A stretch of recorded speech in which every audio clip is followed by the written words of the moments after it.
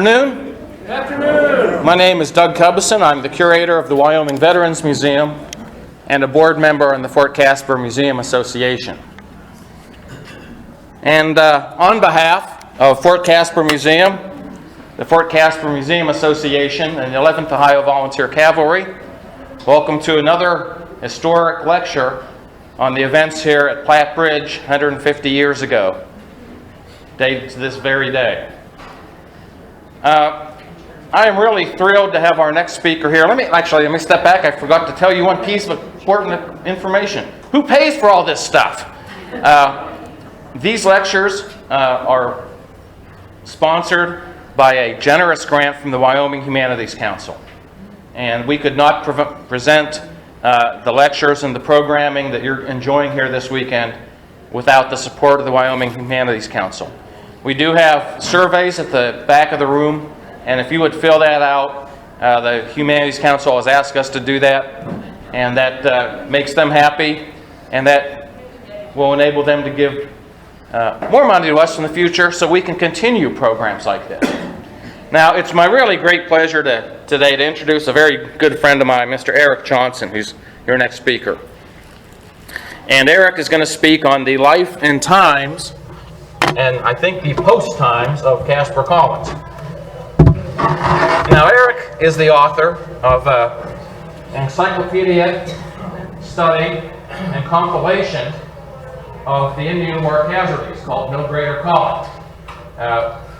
When we were planning this event, Eric shipped 5 full boxes of that book here, and we figured we wouldn't be able to sell all of them. We talked about how I was going to ship them back to him. I think he's down to 3 books now, and they have sold like hotcakes. So if you are interested in the future, we have sold all of those out, unfortunately, but Schiffer Books is the publisher. Schiffer, Schiffer Books, and you get them copies of this through all major book outlets, Barnes & Noble, Amazon.com, whatever. And I will just quickly relate what a fellow historian suggested following his review of Eric's book, No Greater Calling. And this fellow historian said, and this is a direct quote, that Mr. Johnson is the greatest advocate for the Frontier Army since John Ford. It's such a spectacular introduction, I can't possibly hope to cap that. Eric, please.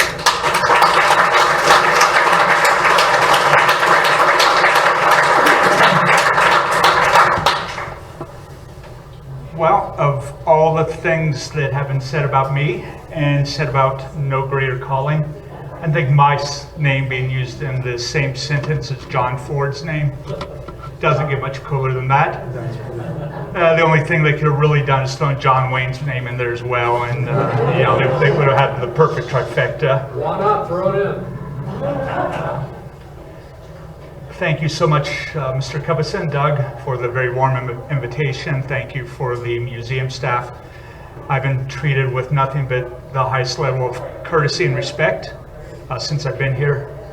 For those of you from Casper, I'm truly impressed by the hospitality I've been shown everywhere, be it my home away from home for the next week up at the Super 8, or the Walmart, which I've had the opportunity to visit twice in the last 5 days, or even the McDonald's. Everyone's been very courteous and very, very respectful. And I fear in Columbus, Ohio, a metropolitan area of over 1 million, you don't find those things. Caspar Collins was born in Hillsboro, Ohio on September 30th, 1844. He was the only son and eldest child of state senator and local attorney William Collins and his mother, Catherine Collins. At the outbreak of the American Civil War, William Collins raised a cavalry regiment, what eventually became the 11th Ohio Cavalry, and Caspar Collins joined his father both as an assistant and eventually as a second lieutenant commissioned in the 11th Ohio Cavalry. And that is what I'm going to tell you of Caspar Collins' life up to the final day of his life. But before I go any further, I attend a local Civil War roundtable in Columbus, Ohio. And every meeting at the roundtable, we meet once a month we begin with the Pledge of Allegiance. I grew up attending grade school in the 1970s, and every day at East Elementary School in Mount Vernon, Ohio, we would all stand and recite the Pledge of Allegiance. And between me, you, and my recorder here, I think that's a good idea. So if you don't mind, if I can get you to stand, we'll recite the Pledge of Allegiance, and I'll go on with my presentation. I pledge allegiance to the flag of the United States of America and to the republic for which it stands, one nation, under God, indivisible, with liberty and justice for all. Thank you so much.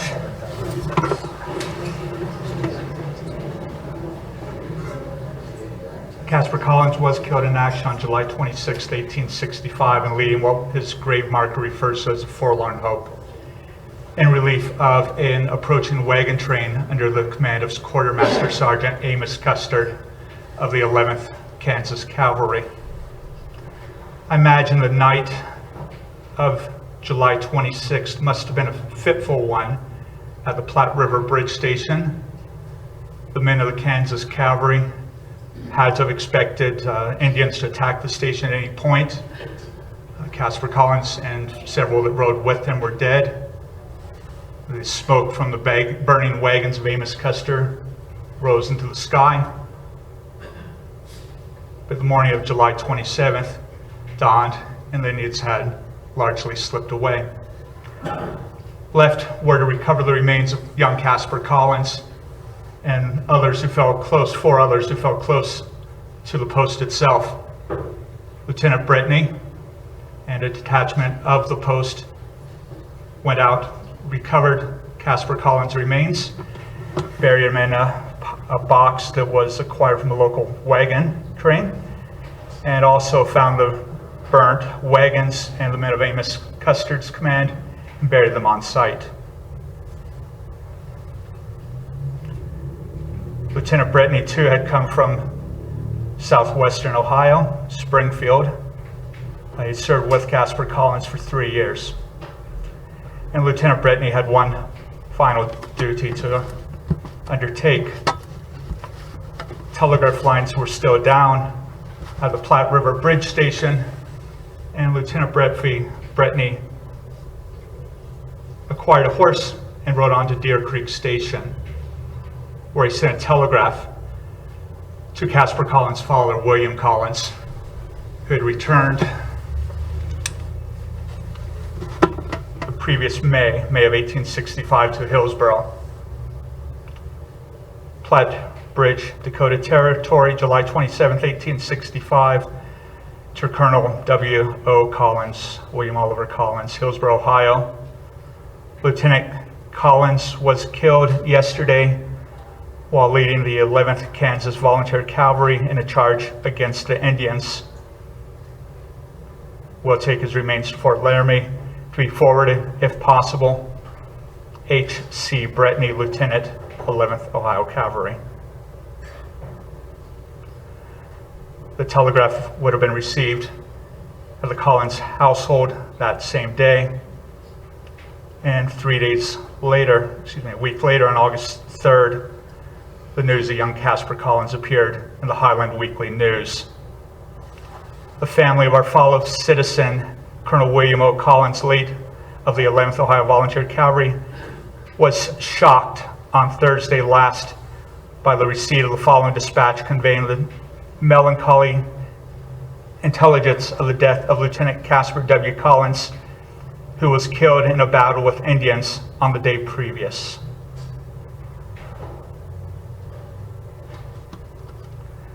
The article went on to state Lieutenant Collins was the only son of his parents and was the most amiable, intelligent, and promising young man.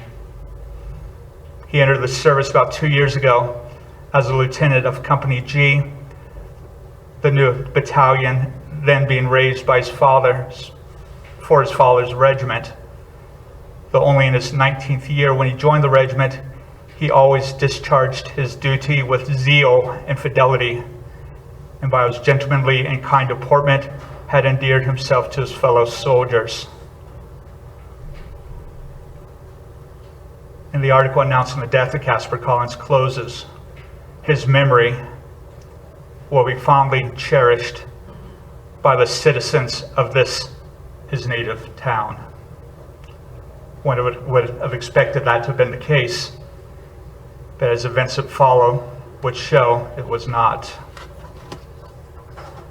The people of Hillsborough reading the stunning news of the death of Caspar Collins were familiar with Casper. He was a son of a local attorney, State Senator William Collins. And indeed, Caspar Collins' own letter to the editor to the news had appeared a few weeks before, on July 6, 1865, the same newspaper that a month later would announce his obituary. Caspar Collins wrote, telling of his adventures in the West. He was a young man, he was 20. And like every young man, he stood proud of his father. I read a number of Caspar Collins' letters. The approval of his father seems to be something that he was constantly seeking. And I think most of us here who are oldest sons can relate to that. Caspar Collins wrote, "I suppose you have heard of the fight father had with the Indians."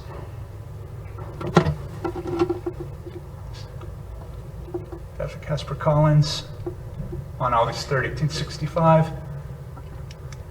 And the previous letter of Caspar Collins that appeared on July 6, 1865. It was the largest Indian battle and fought at the greatest odds of any ever fought in this country. It has turned out that he, his father, killed a great many more than were reported, as the Indians themselves owned 50 or more dying of their wounds, which makes about 200 place hors de combat, but a little more than half that number of the terrible 11th. A loss of only 2 killed and 15 or so wounded. 2 of the wounded have since died.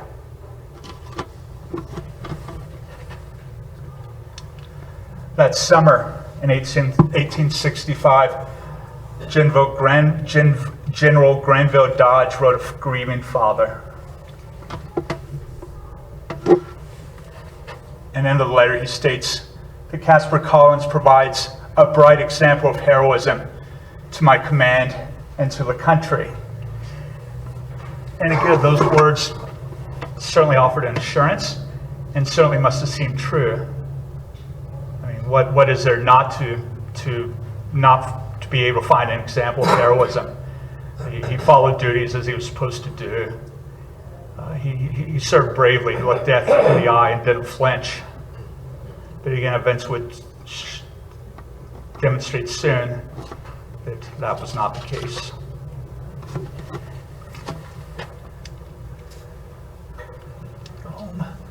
On Thursday, August 31st, 1865, a letter appears from a member of the 11th Ohio Volunteer Cavalry. The letter was dated August 1st of 1865, barely a week after Caspar Collins' death. And in the letter, the writer speaks of the commanding officer of the post, Major Anderson, ordering Caspar Collins to lead a detachment or relief of the approaching wagon train. The letter is signed by initials WFB, Company G, 11th Ohio Volunteer Cavalry. I always assumed that was Brittany going under a nom de plume, so to speak. But if you have been in the museum to see Caspar Collins' artwork, they have a roster of the 11th Ohio Cavalry Company G, Caspar Collins Regiment, and one of the names on that roster is W.F. Boardman, WFB.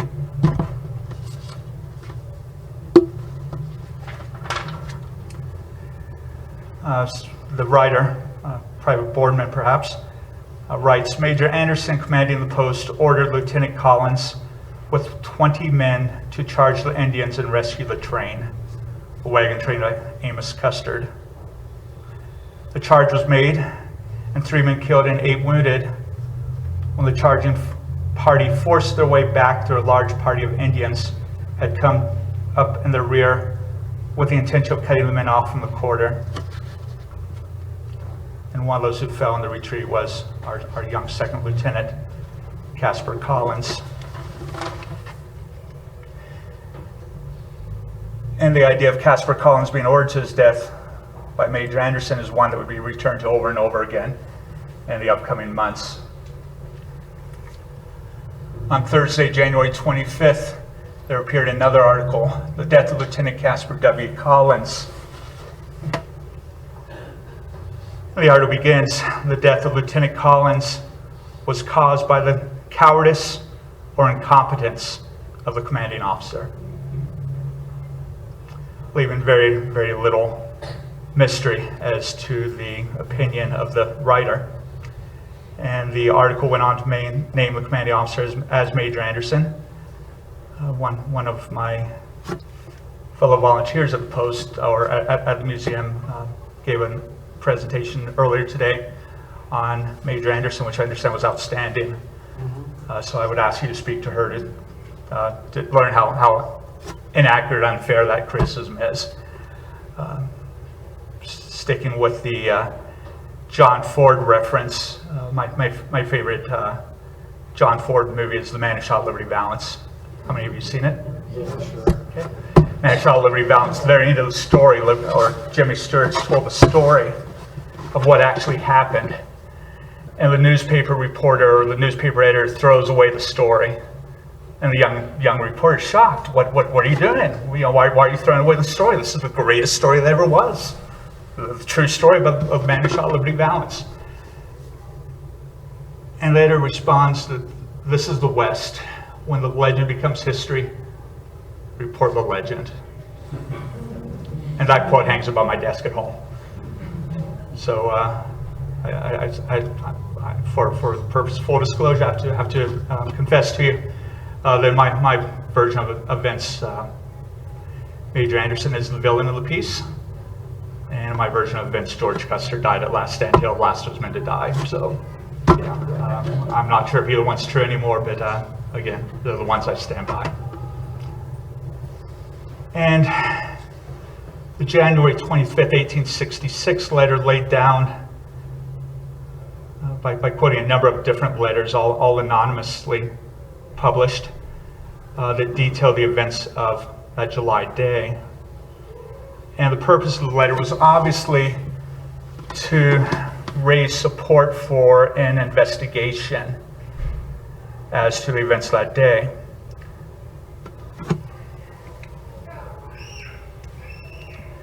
And in spring of '66, the 11th Ohio Cavalry still served. At this point, they had been transferred to Fort Laramie. And there finally was a hearing. Noticeably absent the hearing were the men of the Kansas Cavalry who had all been discharged the previous August. Lieutenant Brittany, who had been discharged the previous autumn for drunkenness.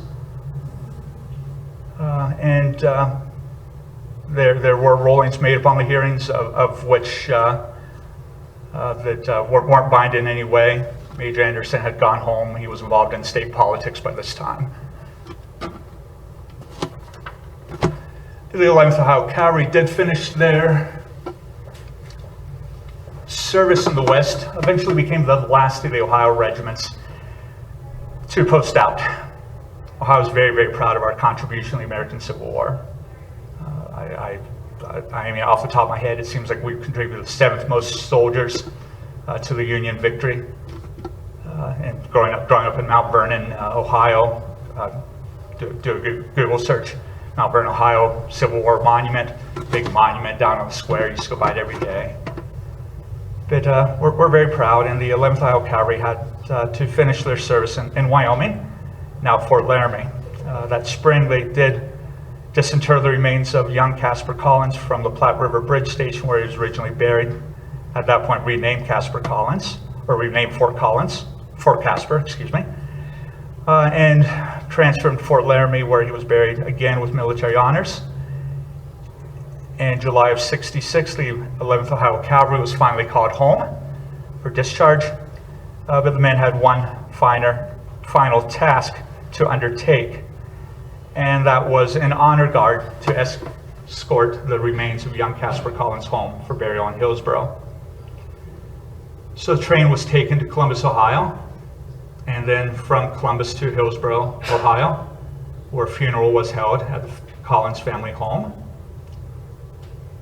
And Caspar Collins was buried with military honors for a third time in what would become the Collins family plot in Hillsborough.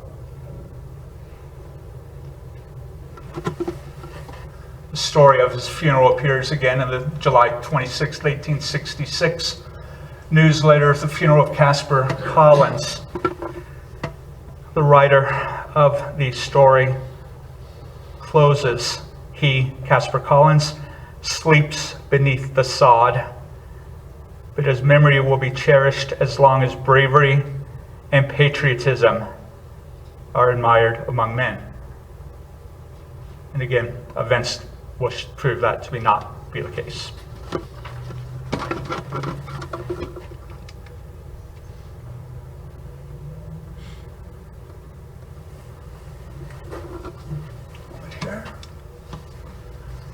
On August 29th, 1874, there was a reprint of a story that in the Hillsborough Highland News, or the Highland Weekly News, of a story that appeared in an Omaha newspaper detailing the legend of Caspar Collins. Amazing only by the number of things it gets wrong. Again, Major Anderson is portrayed as the villain, and Caspar Collins, the brave young lieutenant.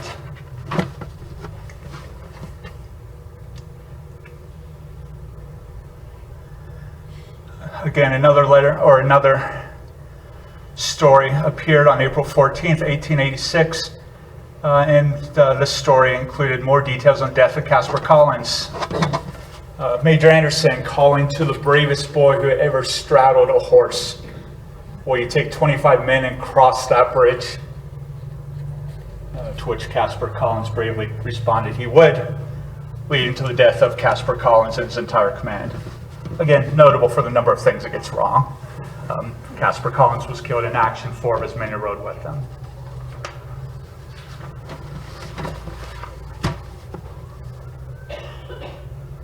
On December 21st, 1911, Caspar Collins' mother passes away. She dies. She was in her very, very late 80s. An obituary appears in the Highland News announcing her death. It's a lengthy, glowing piece. Catherine Collins is writing letters for men of the 11th Ohio Cavalry home to their family and parents, young men obviously illiterate, caring for the sick, and just a wonderful woman. And she may very well have been.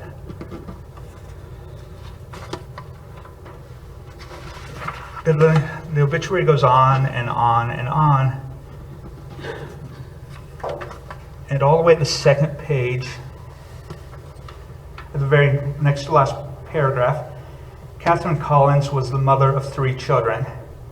A daughter, Mary, who passed away in childhood, and son, Lieutenant Casper, a very bright and promising young man who met a tragic death in the Indian warfare, and a daughter, Miss Josephine, who survives her.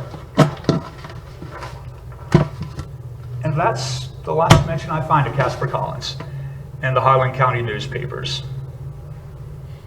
A single line, Lieutenant Casper, a very bright and promising young man who met a tragic death in the Indian warfare.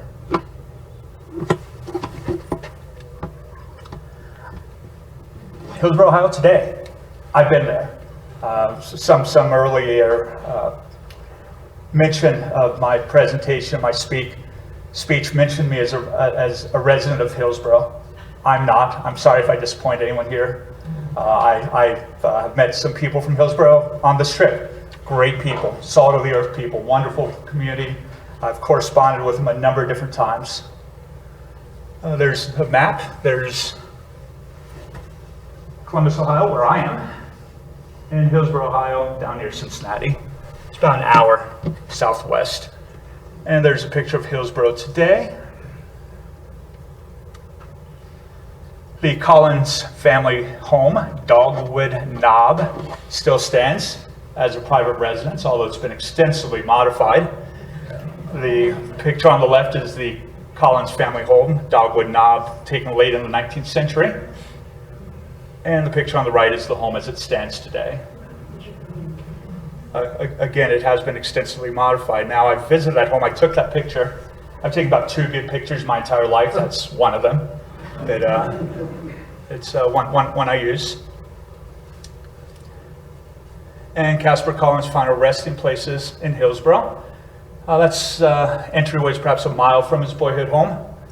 And there's the picture of his gravestone. Actually, it's the stone mentions both of his parents and his sisters as well. That gravestone's on a hilltop, and it's seemingly impossible to get a good picture of that gravestone. There's no shade or anything, lots of bright light. Every picture I've ever seen of it, and I've taken a number myself, always comes across as overexposed, so my apologies on that one. And again, if you go to Hillsborough, Ohio today, you will cross a marker as you enter the town. Hillsborough, home of Eliza Jane Thompson, early temperance crusader. I have no idea who this woman is. I consider myself a student of history, and I keep meaning to Google it, and one of these days I will. The temperance movement in the United States seems like it ended poorly, but home of Eliza Jane Thompson, early temperance crusader. She may very well be completely worthy of that mention. But you know what I would like to see? I would like to see Hillsborough, Ohio, home of William and Caspar Collins. And we have 2 men who named 2 of the largest cities west of the Mississippi, Casper, Wyoming, and Fort Collins, Colorado. And if you go to Hillsborough, you will find a Civil War monument. Many small towns in the Midwest are graced with the monuments. Again, Caspar Collins not mentioned there, though. The only mention that perhaps 5 years ago, if I'd seen that monument, I wondered why, and now I know. As it mentions the Civil War from 61 to 66. And I would have looked at it and said the Civil War ended in 65, but the 11th Ohio Cavalry doesn't muster out until 66. Most of the 11th was from Hillsborough. So Caspar Collins, a bright example of heroism. To my nation, to the nation, and to my command. In his obituary, as it appears in his hometown newspaper,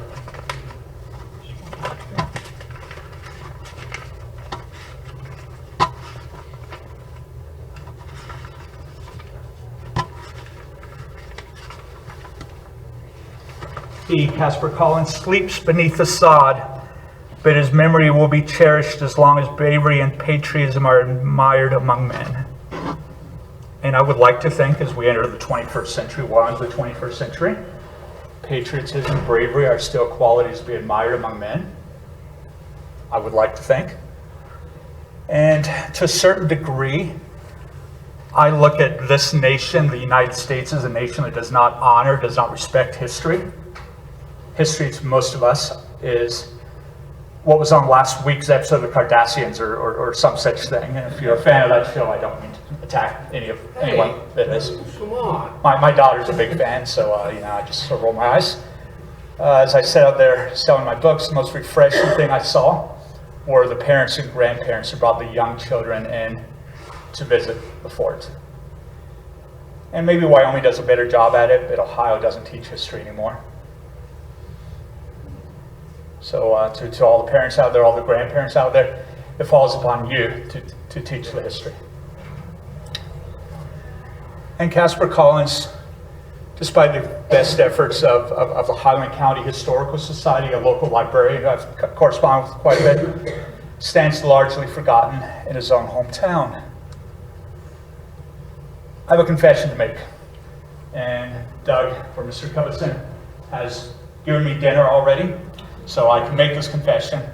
My book is not about Caspar Collins.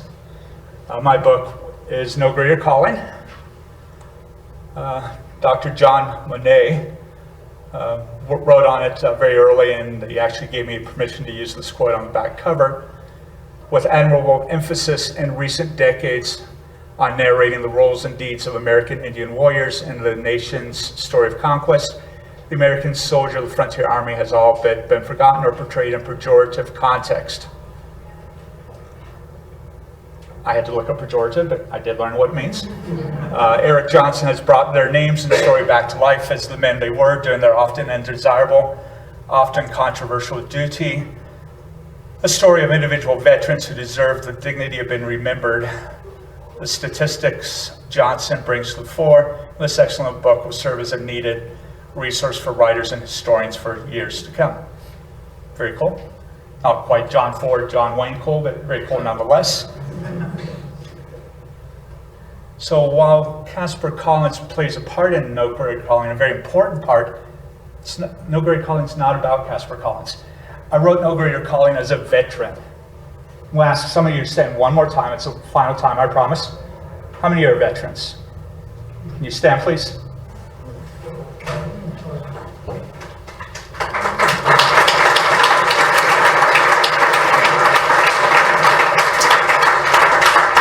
Thank you so much for everyone who served. And as a veteran, I often say I was in the last American peacetime military, having gotten out in end of 1990. As a veteran, I have a firm belief that all of the men and now women that answer their nation's greatest calling are deserving of being honored and deserving of having their names remembered. That's simple dignity.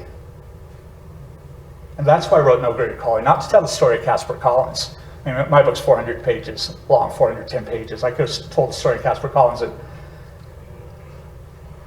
a fraction of that. It was to recognize the names of the frontier soldiers by recording the names. So in that way, No Greater Calling, what I've done is about Caspar Collins, but it's about more. It's about Lieutenant Napoleon H. Daniels. Lieutenant Daniels was killed in action at Crazy Woman's Crossing to the north of here. A year later, July 21st, 1866, a year after the death of young Caspar Collins. Has anyone ever heard of Lieutenant Daniels? Lieutenant Daniels' remains were taken to Fort Reno. I told somebody here I was going to mention Fort Reno in the presentation, so I fulfilled my promise now. His remains were taken to Fort Reno, where he was buried with Masonic honors. The story of his burial shows up in the letter of another officer post.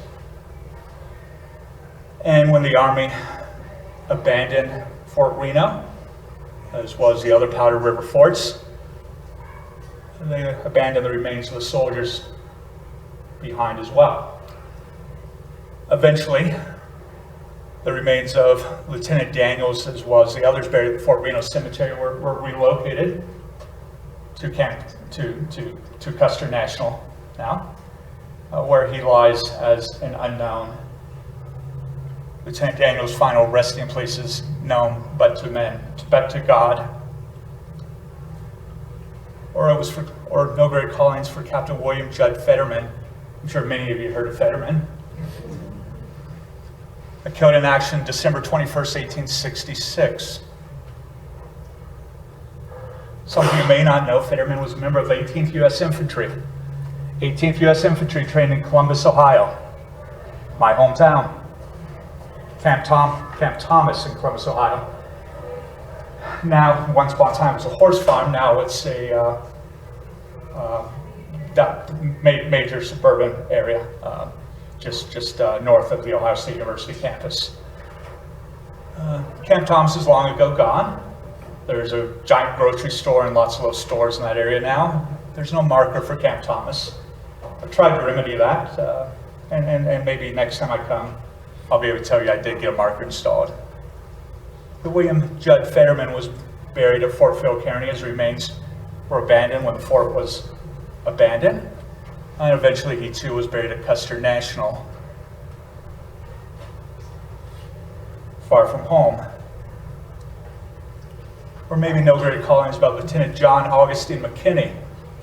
Who's heard of McKinney? McKinney was killed in action November 25th, 1876, in Ranald Mackenzie's attack on a Cheyenne village in the aftermath of the Custer disaster. It said Mackenzie, a very stoic professional soldier, wept at the word of the death of his young lieutenant. McKinney's remains were shipped home to Tennessee, where he is buried in a family plot. His name only appears as a part of a family marker, and they get the date of his death wrong. I've contacted a family member, corresponded with them a while to get that changed. I actually offered to collect funds to have it changed.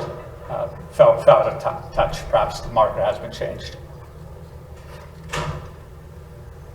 But in this way, not only is Greer calling about Caspar Collins and all those men and the 1,100 soldiers who were killed in action. In that way, Caspar Collins, or No Greer Collins, about the simple message that if you give your lives in service to the nation, you deserve of being honored, deserve of being remembered. Many of those same soldiers that fought Indians in the West, just a few years later, served against Spanish in Cuba, and insurrectionists in the Philippines. 385 were killed in action in Cuba. A marker stands to those men on the Columbus, Ohio State House. And my next book, I'm very precursory, building a foundation for it, will be the same type of study on the Spanish-American War. Spanish-American War is very interesting to me because despite my best efforts, I was unable to identify a single officer, or excuse me, a single family member that had any involvement whatsoever in the Indian Wars. My great-great-grandfather served in an Ohio volunteer regiment during the Spanish-American War. He got as close to Cuba as Tampa, Florida, and you notice the Spanish never invaded Tampa, so he did his job well. So.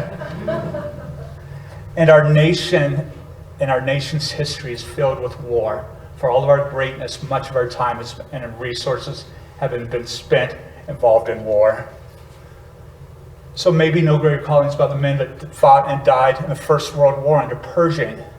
53,400 American soldiers were killed in action. That monument is to the men from Washington, D.C. who fought and died in the battlefields of France during the First World War. There is no national monument to the men of the American soldiers who fought and died in the First World War. That is about to change. They've begun very precursory fundraising opportunities to build a monument. And I will say the fact that this monument has to be funded with private funds is unconscionable. Same as the Second World War. With all the things our government spends money on, they can find $100 million or $1 billion or however many dollars to build this monument. But I'll get off my soapbox again. Or the World War II monument. How many of you been there? See, I have not yet. I've not. I have relatives that fought and served in the Second World War. I had a great uncle who served at Okinawa in the United States Marine Corps. He was a major. My grandmother, who passed away before I was born, I never had the opportunity to meet her. I understand she was a remarkable woman. Family legend is that she was the first Marine from Knox County, Ohio, and the female Marines. 229,560 killed in action. Or maybe No Greer Collins' decade, the men of the Korean War. 33,800 killed in action. Or the men of the Vietnam War. 58,300 killed in action. When I knew of my trip to Casper, I began going by your local newspaper about a weekly basis, just to get a lay of the land, so to speak. And a truly wonderful story I read was where Casper had a parade for those men who fought and served in Vietnam. 40 years late. Regardless, it's a wonderful story. Mr. Kubison, thank you for any part you played in that role and your Veterans Museum. And now again, the United States finds ourselves embroiled in another war, the war on terror. Nearly 5,100 killed in action. The number is sure to increase. When I told you earlier that the picture of the home of Caspar Collins, the Collins family home, is one of two good pictures I've taken my entire life. This is the other one. When I was working on Nobody Calling, I made 4 trips to the National Archives. Each time I would go to DC and Arlington National Cemetery. I would walk the grounds of Arlington. You would see the standard tourist type places you'd visit, the Tomb of the Unknown, the Eternal Flame. But eventually I would just walk the cemetery hoping to find some guidance in what I was trying to do. And this picture was taken at the back of the cemetery. The cemetery is huge, but it was taken at the back of the cemetery. And this tree standing silent watch over the graves of fallen heroes. I have that picture in black and white too. Somehow maybe black and white makes my photography seem a little more adequate. Now, that is my presentation. I hope you learned a little bit about Caspar Collins, the way he stands forgotten largely in his home community. But I have a challenge as I do finish this presentation. My first challenge is to our leaders in Washington, D.C., and the command of the United States Army. You have a remarkable responsibility. My children are of an age, my children are 20 and 21. They're of an age that they could potentially be called to service or could choose to serve. Of course, we have no draft now. So as you decide to send our young men and our young women in harm's way, make sure you've weighed the consequences of your decisions and considered all the other possibilities. The other challenge I have to the men of the Army and our leadership, we as a nation will fly halfway around the world to visit the site of a downed bomber in Southeast Asia and to recover bone fragments, remains of crewmen, and make no mistake about it, we should be doing that. But I would challenge the men of the Army, the men of the government, to visit the sites of the former frontier post. Find the post cemetery. Do a study. Make sure remains haven't been left behind. As recently as a decade ago, there were remains found at Fort Casper. So identify the remains. If you can do a DNA test, find their family. Make those efforts. The men deserve that much. And to all of you, many of you are from Casper, support this wonderful organization. Support the museum. Support the veteran staff, Veterans Museum. Support it with both your time and your money. Volunteer. Go out to a local cemetery on Veterans Day or Memorial Day. Help post flags by the graves of veterans. Or something as simple as you're in your local grocery store. What is the local grocery store here? Is it Walmart? I don't know. You're in your local grocery store and you pass an elderly man struggling with his cart to buy his few groceries with his meager Social Security. He wears a ball cap, identifying himself as a World War II veteran or a Vietnam War veteran. If you were 18 on Battleship Road when the Japanese attacked Pearl Harbor in 1941, you're 92 years old now.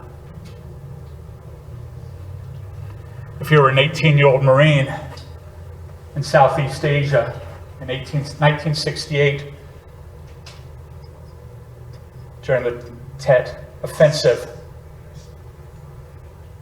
you're 65 now. I'm 47. sometime over the next decade or so, the second story on the news will be that the last veteran of Normandy or last veteran of Pearl Harbor passed away. And within my lifetime, the last veteran of the Tet Offensive has passed away. So you pass those elderly men or those elderly women, thank them for their service. Thank you, sir. Thank you, ma'am. Your generation saved the world. That is no exaggeration. So again, No Great Calling is about Caspar Collins. It's about the men I mentioned. It's about so much more. It's about we as a nation need to honor our veterans. We need to do all we can to ensure men who are coming home and women who are coming home broken from war receive the treatment they deserve. We need to make sure that no man who has worn the khaki or the olive green and service his country is sleeping on a bridge. We need to make sure a veteran who spent 20 years in service to his country or 30 years in service to his country is not struggling to get his medications or pay for his groceries. Thank you for your time.